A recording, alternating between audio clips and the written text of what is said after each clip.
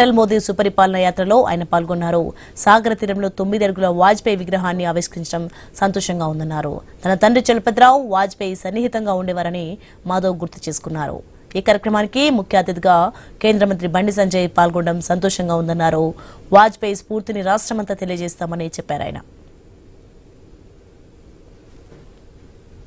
Steel plant గురించి communist సోదరులు చాలా పెద్ద ఎత్తున మాట్లాడుతున్నారు. ఒక్కసారి ఆలోచన చేసుకోండి. ఆ రోజు BFR కి స్టీల్ ప్లాంట్ రిఫర్ చేసి మూసేయాలి ఖాయిలా పడ్డ పరిశ్రమ అంటే అటల్ బిహారీ వాజ్పేయి గారు 1400 కోట్ల రూపాయలు డెట్ నుంచి ఈక్విటీకి ట్రాన్స్ఫర్ చేసి స్టీల్ ప్లాంట్ ని రక్షించింది భారతీయ జనతా పార్టీ ఎన్డీఏనే కాదా అని అడుగుతున్నాను.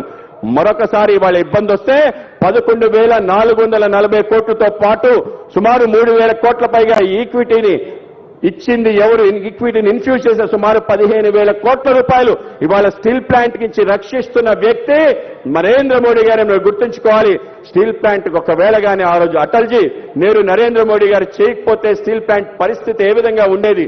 ఆ విధంగా చేసిన మాపై దుష్ప్రచారం చేసిన కమ్యూనిస్ట్ మిత్ర సోదరులందరికీ కూడా గట్టి హెచ్చరిక తెలియజేస్తున్నాం. నిజంగా ప్రైవేటైజేషన్ చేయాలంటే 15,000 కోట్లు ఇవ్వాల్సిన అవసరం ఉందా అని అడుగుతున్నాను.